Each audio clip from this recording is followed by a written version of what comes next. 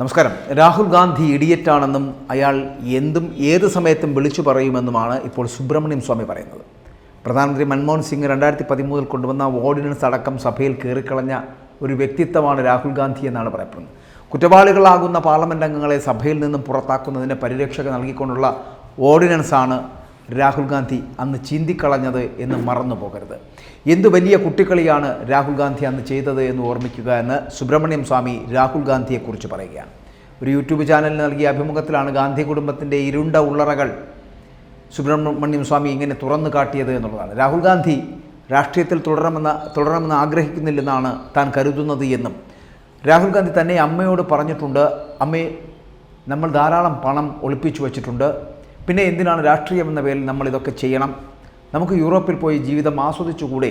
ഇത് സുബ്രഹ്മണ്യം സ്വാമി രാഹുൽ ഗാന്ധി പറഞ്ഞതായി പറയുന്നതാണ്. പക്ഷേ സോണിയാഗാന്ധിക്ക് അതിന് കഴിയില്ല. കാരണം അവർ ധാരാളം കുറ്റകൃത്യങ്ങൾ ചെയ്തിട്ടുള്ളതിനാൽ അതിനെല്ലാം വിചാരണ നേരിടേണ്ടി വരും. താൻ തുടങ്ങിവെച്ച നാഷണൽ ഹെറാൾഡ് കേസ് തന്നെ അവരുടെ ഉറക്കം കെടുത്തിക്കൊണ്ടിരിക്കുകയാണ്. രാഷ്ട്രീയത്തിൽ നിൽക്കേണ്ടത് അവരുടെ അതിജീവനത്തിന് അത്യന്താപേക്ഷിതമാകുകയാണ്, ആവശ്യവുമാണ്. അതിനാലാണ് അവർ രാഷ്ട്രീയത്തിൽ തുടരുന്നത്. ഇതൊക്കെ സുബ്രഹ്മണ്യം സ്വാമിയുടെ വാക്കുകളാണ് കേട്ടോ. സുബ്രഹ്മണ്യം സ്വാമി സോണിയയും രാഹുലിനെയും കുറിച്ച് പറയുന്നത്. കോളേജ് ഡിഗ്രിയോ സ്കൂൾ ഡിഗ്രിയോ ഇല്ലാതെ ലണ്ടനിൽ പഠിക്കാൻ പോയ ആളാണ് സോണിയാഗാന്ധി എന്നും അവർ എന്താണ് അവിടെ ചെയ്തത് എന്നും, നേരത്തെ ഹോട്ടലിൽ ഭക്ഷണ സാധനങ്ങൾ കൊണ്ടു കൊടുക്കുന്ന ജോലിയാണ് ആദ്യമൊക്കെ അവർ ചെയ്തുകൊണ്ടിരുന്നത്. പിന്നീട് ലണ്ടനിൽ പോയി അവർ എന്താണ് ചെയ്തത് എന്ന് ആലോചിച്ചിട്ടുണ്ടോ, അതേക്കുറിച്ച് താൻ പറയുന്നില്ല എന്നും, കാരണം എൻ്റെ കയ്യിൽ അത് തെളിയിക്കുവാനുള്ള സർട്ടിഫിക്കറ്റ് ഇല്ല എന്നുള്ളത് കൊണ്ടത് പറയുന്നില്ല. ഇന്ത്യയിൽ ഒരു ഔദ്യോഗിക സ്ഥാനവും വഹിക്കാൻ യഥാർത്ഥത്തിൽ സോണിയാഗാന്ധി യോഗ്യയല്ല. വാസ്തവത്തിൽ അവർ 2004 ഇന്ത്യയുടെ പ്രധാനമന്ത്രി ആകേണ്ടതായിരുന്നു. എന്നാൽ ഈ സ്ഥാനം വഹിക്കാൻ സാങ്കേതികമായി അവർക്ക് കഴിയില്ല എന്ന് ഞാൻ തന്നെയാണെന്ന് ചൂണ്ടിക്കാട്ടിയത് എന്നും അന്ന് രാഷ്ട്രപതിയായ അബ്ദുൽ കലാമും എന്നോട് യോജിച്ചിട്ടുണ്ട് എന്നും അദ്ദേഹം പറയുകയാണ്. അതേ തുടർന്ന് അവർക്ക് മൻമോഹൻ സിംഗിനെ പ്രധാനമന്ത്രിയാക്കേണ്ടി വന്നു എന്നാണ് സുബ്രഹ്മണ്യം സ്വാമിയുടെ വാദം. സുബ്രഹ്മണ്യം സ്വാമി എന്തുകൊണ്ടാണ് ഇങ്ങനെ രാഹുൽ ഗാന്ധിയെക്കുറിച്ച് പറയേണ്ട ഒരു സാഹചര്യം ഉണ്ടാകും? ലോക്സഭാ തെരഞ്ഞെടുപ്പ് 2024 ഈ തിരഞ്ഞെടുപ്പ് കഴിയുന്ന ഘട്ടത്തിലേക്ക് എത്തപ്പെടുമ്പോൾ രാഹുൽ ഗാന്ധിയുടെ കഴിഞ്ഞ ഇത്രയും വർഷത്തെ രാഷ്ട്രീയപരമായിട്ടുള്ള മൈലേജ് ഒരിക്കലും കൂടിയിട്ടില്ല എന്നുള്ളത് കൊണ്ട് തന്നെയാണ് സുബ്രഹ്മണ്യം സ്വാമിയെപ്പോലൊരാൾ രാഹുൽ ഗാന്ധിയെ ഇഡിയറ്റാണ് എന്ന് പറയേണ്ടി വരുന്ന ഒരു സ്ഥിതിവിശേഷം ഉണ്ടായത്. രാഹുൽ ഗാന്ധിയുടെ പൊളിറ്റിക്കൽ പൊട്ടൻഷ്യൽ എന്ന് പറയപ്പെടുന്നത് കൂടുന്നില്ല. രാഹുൽ ഗാന്ധി എന്ന് പറയപ്പെടുന്ന ഒരു നേതാവിലേക്ക് അദ്ദേഹം അടുക്കുന്നില്ല. ഒരു ലീഡർഷിപ്പ് ക്വാളിറ്റി എന്നുള്ളത് രാഹുൽ ഗാന്ധിക്ക് ഉണ്ടാകുന്നില്ല. രാഹുൽ ഗാന്ധി ഒരു കുട്ടിക്കളിയായി മാത്രമാണ് ഈ പൊളിറ്റിക്സിനെ കാണുന്നത്. അതുകൊണ്ടാണ് പൊളിറ്റിക്സിൽ അദ്ദേഹത്തിനുള്ള പൊട്ടൻഷ്യൽ എന്നുള്ളത് തെളിയിക്കുവാൻ കഴിയാതായി പോകുന്നത്. അതുകൊണ്ടാണ് രാഹുൽ ഗാന്ധിയെ ഇഡിയറ്റാണ് എന്ന് സുബ്രഹ്മണ്യം സ്വാമി വിളിക്കുന്നത്. പക്ഷേ രാഹുൽ ഗാന്ധി എന്ന നേതാവ് കോൺഗ്രസ്സിന് എത്രത്തോളം ഉപകാരപ്രദമാണ് എന്നുള്ളത് കോൺഗ്രസിൻ്റെ നേതാക്കൾക്ക് പോലും മനസ്സിലാകുന്നില്ല എന്നുള്ളിടത്താണ് രാഹുൽ ഗാന്ധി ഇഡിയറ്റായി മാറുന്നത്.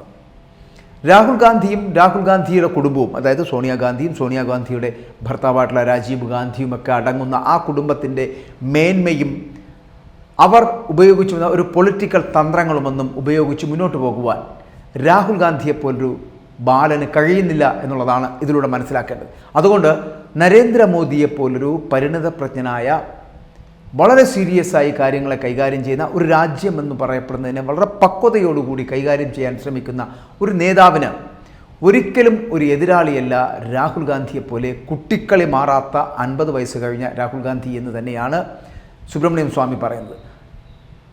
സ്വാഭാവികമായിട്ടും 50 വയസ്സ് കഴിയുന്ന അല്ലെങ്കിൽ 50 വയസ്സ് കഴിഞ്ഞ് നിൽക്കപ്പെടുന്ന ഒരു വ്യക്തിക്ക് പക്വതയും പാകതയും ഒരു രാജ്യത്തിൻ്റെ പൊളിറ്റിക്കൽ കരിയറിനെ എങ്ങനെ കൊണ്ടുപോകണം എന്നുള്ളതിനെക്കുറിച്ചുള്ള ചിന്തയുമൊക്കെ ഉണ്ടാകേണ്ടതാണ്.